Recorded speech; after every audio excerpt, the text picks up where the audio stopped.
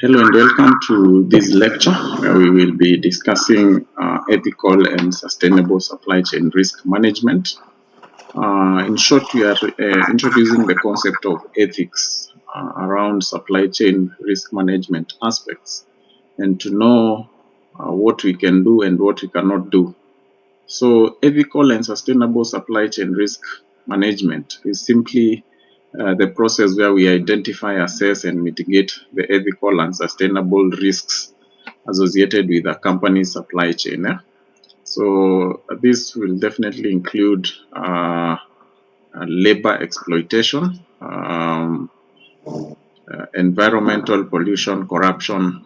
Simply, when we talk about ethics, it's simply the good things that we need to do.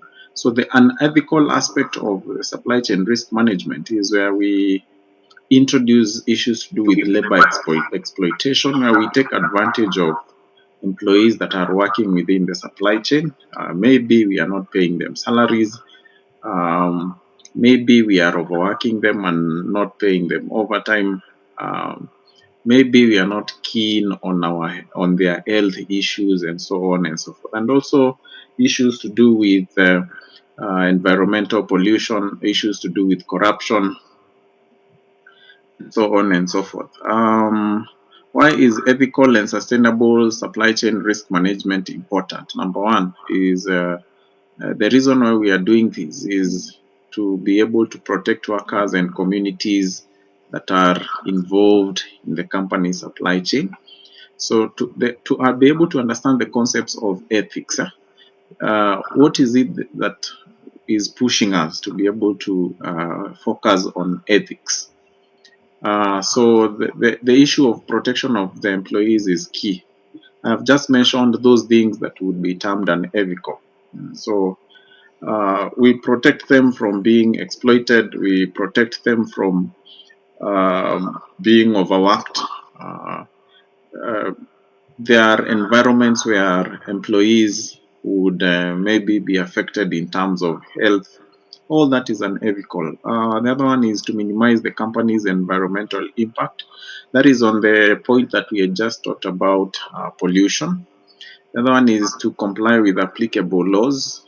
We have governments have laws and ways and policies on how to ensure proper waste management, ensure everything is done appropriately and in the right manner. The other one is to protect the company's reputation.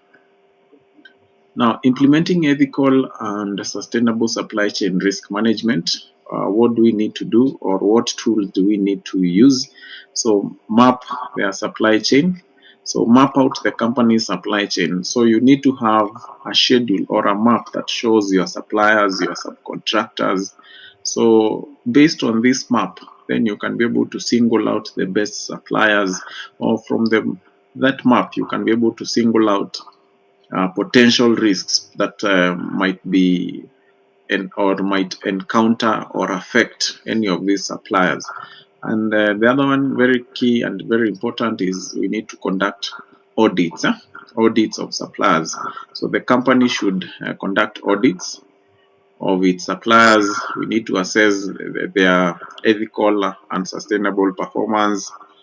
So we do this internally, or we can also use third parties to do the audit. Of course, when you use internal, it is subject to or it is prone to biasness and so many other things, because we are using internal staff to conduct the audit. So the best one to use is to look for third parties to carry out supplier audits. Um, Also, part of implementation, we also need to develop a supplier code of conduct. These are simply guidelines that are going to guide all the suppliers. We need to have a very strict code of conduct on the things, the do's and the don'ts. If at all these suppliers would want to continue to remain as suppliers of the organization. The other one is implement training for employees. So training is key. And finally, we need to monitor supplier performance.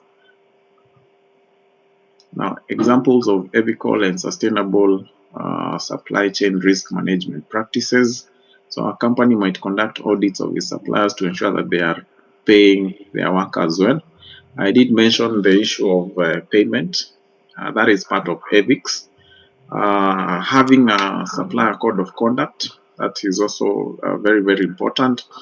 And a company might train its employees on how to identify and report ethical and sustainable violations. So employees need to be made aware on how to go about anything that they find that is unethical.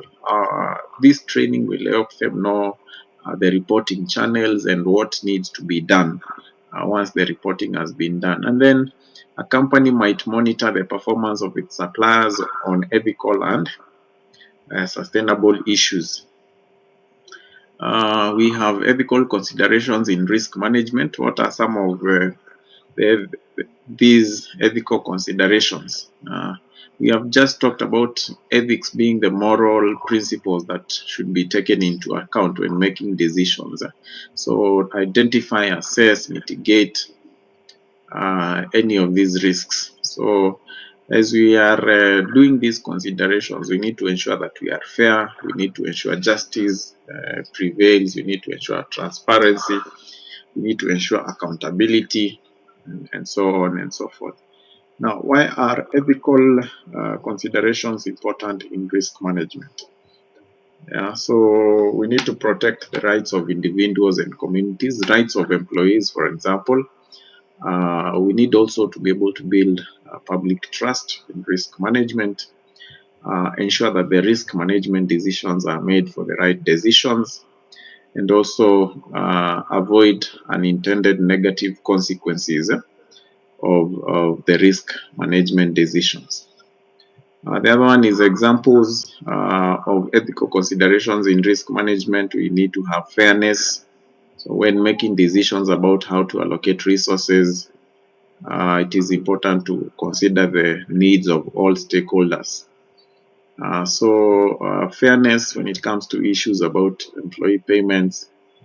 We also need to ensure that justice is observed when we are making decisions about how to mitigate risks. Potential impact. We focus on looking at the potential impact of all the stakeholders, including those who may disappropriately be affected by the risks. We also have issues around transparency. The risk management process should be transparent and open to the public for scrutiny. So it should not be anything that we are hiding within the organization. If we have risk mitigation strategies that we have adopted, it is not a secret of the organization. Yeah, so the openness and transparency will simply ensure that the decisions are made that will be fair. And also accountability. Those who are responsible for managing risks should be accountable for their decisions and actions. This means being held responsible. Now, how do we consider ethical risks in risk management? This one we have just mentioned on the need to have a code of ethics, and also on the need to ensure training of employees on ethical risk management practices. Establish an ethical review board. That is also something that we can also be able to do as we consider ethical issues in risk management. And also let us have all the stakeholders along the supply chain, or those that are interested in areas of risk management within the organization. We need to consider them and ensure we have them playing a crucial role and participating in all the affairs. What is sustainability risk assessment? That's our next discussion on the sustainability risk assessment. Simply, we are saying this is a process of identifying, assessing, and mitigating environmental and social governance risks associated with companies' operations and services. So we look at the environmental aspect, the social aspect, the governance aspect. So sustainability risk assessment is very, very important. Number one, it is going to help us reduce environmental impacts. It is going to help us improve their social performance. It is also going to help us enhance corporate governance practices. It is also going to help us protect the organization reputation. And finally, through sustainability risk assessment, we are able to attract and retain investors. Every investor wants to be in that organization that is keen or that have very well assessed their risks. And through this, they can be able to identify what is it they would want to invest within that particular organization, because they would feel that the organization has already taken some preventive measures. How to conduct a sustainability risk assessment. So we need to identify the relevant ESG. ESG, we have just talked about the environmental, social, and governance. And then also we need to assess various risks. Once these risks have been identified, they need to be assessed in terms of the likelihood and the impact that they might cause. And then after that, also we develop mitigation strategies. We implement the mitigation strategies and also monitor and review the risk assessment. Now, some of the examples of what we call sustainability risks would be things to do with the environment, discussions around climate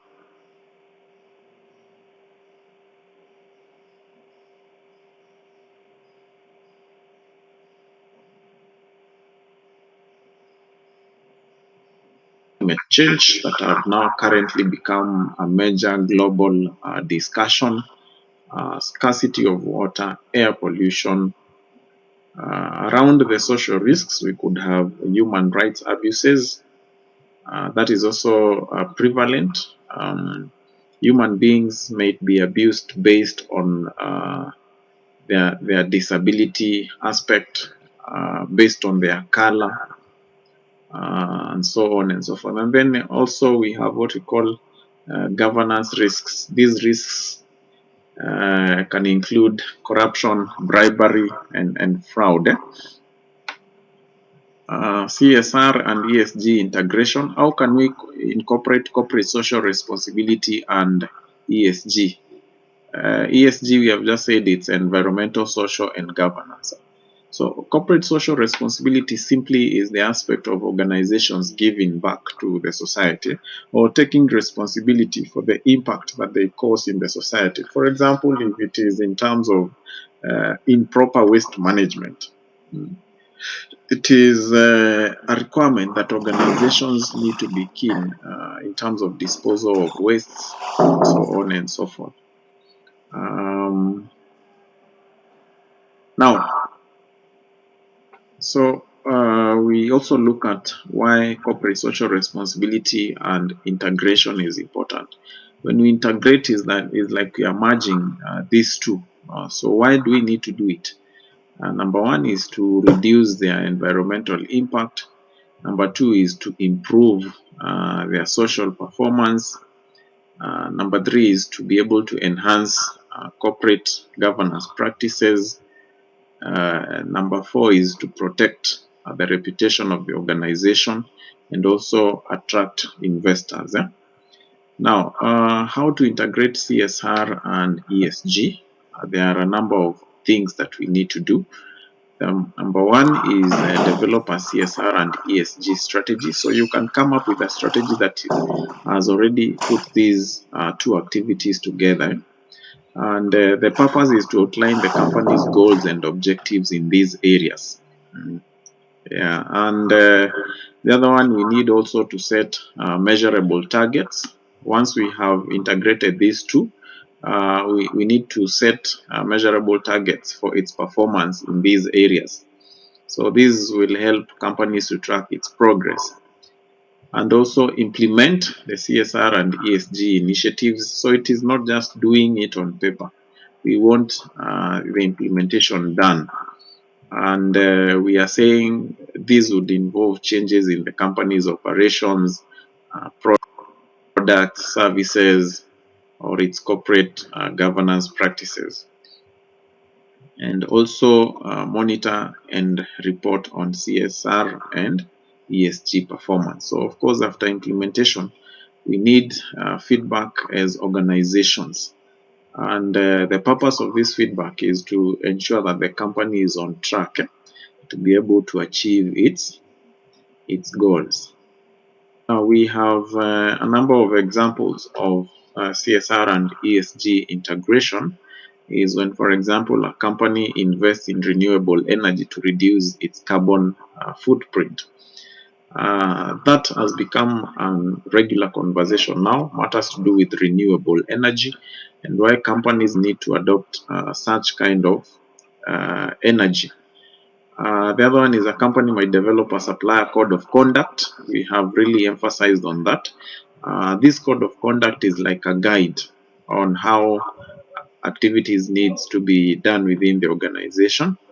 And the other one is a company might implement a diversity and inclusion program to create a more inclusive and an equitable workplace. So let us accommodate everybody. Let us avoid all aspects of discrimination in terms of race, in terms of color, in terms of language, in terms of religion, and that will ensure that the company is socially responsible. And then a company might adopt a transparent boardroom compensation policy. Yeah? So compensation policy could also be remuneration policy.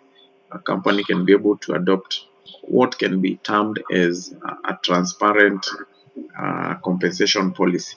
We do not have need to have employees who are doing the same work, but they are being remunerated differently. So that is going to bring us to the end of this particular discussion. I believe you have understood discussions around ethics and what organizations need to do. So within the supply chain, it is important for you to identify what we would call unethical and what you need to do so that you do not face these issues within the supply chain activities.